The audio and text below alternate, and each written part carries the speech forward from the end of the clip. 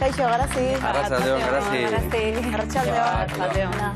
Sheila zai hemen. Garazi, duela 3 edo 4 urte anorexia nerviosoarekin hasi zinen, ez da horre, arazoak izaten hasi zinen, eta gero etorri zen depresioa, edo nola izan zen hori?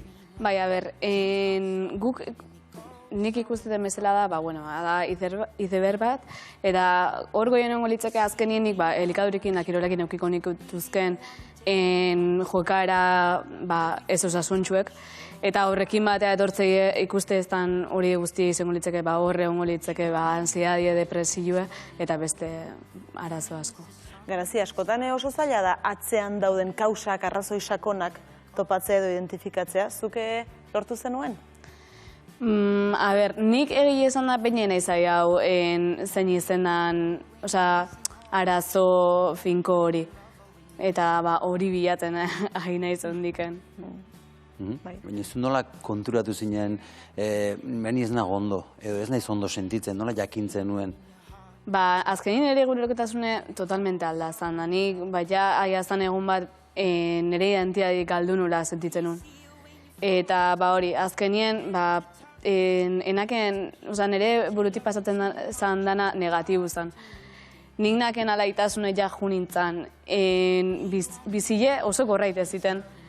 Enaken ezertako gogoik, enaken kale hartetzeko gogoik, parreiteko, nire gurazukin eoteko, dana oso negatibu zan.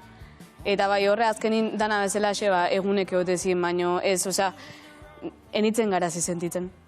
Hor esan dezu ez, identidadea etzala zurea, txakurbelt zorrek hartu zon zure identidadea, Garazi? Bai, eta azkenin nien nintzen konstiente benetan nire garuneko parte bat gaxo zeola. Eta noiz lortu zenun pixkat kontzientzi hori hartzia, o bintzat esatie, laguntzi behar dut? A ber, nik usteet, azizala, ezkenei dana batea etorri ziten. Porque alde batetinaken, nire jokabideek elikadurekiko soluziona berra, baina besta aldetik azkenin baita lanketa handi bat eskatze ziten.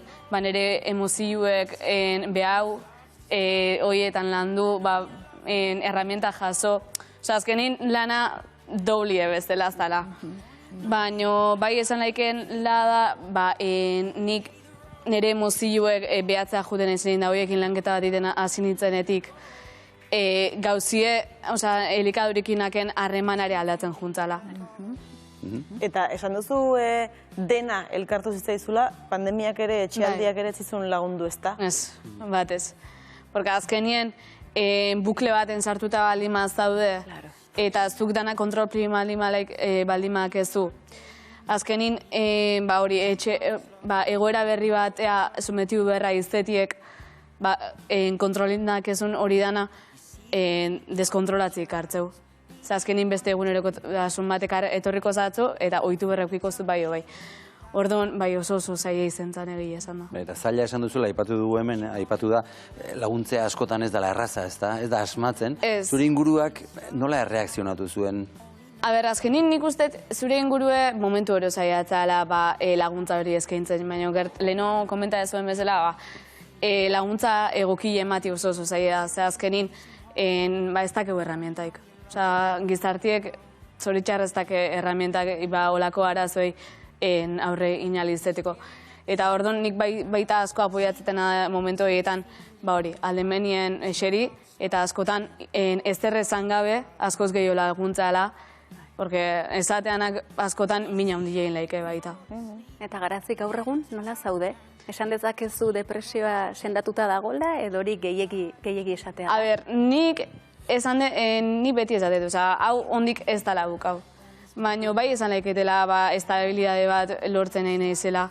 Bai elikadurikin, bai kirolakin, nirekiko daketen harremana baita hobetzen nahi dela pixkanaka. Eta orduan, bai hain ezela tortilla horri buelti ematen pixkanaka, baina hori, pertsona dana bezala garai obio eta txarro azket. Garazi bakarrik ulertuko dit galdera hau, baina barruko ahots kabroi hori, esan ningoet, kontrolatu daukegu, o oindik... Ondik azaltzea. Azaltzea. Ondik azaltzea, bai, baina ja bintzet bakit zen momentutan azaltzean, eta bakit momentu horietan baita nola joka berdeten orduan, dana beste erabatea dela. Bai, batzutan esaten guzti hori dana siniste aiatzen naiz, baina bakit ez dala egun bat bestin atzetik txarra izango. Bakit, egun txar bat eukiet, aber biler nolako izatean, ez?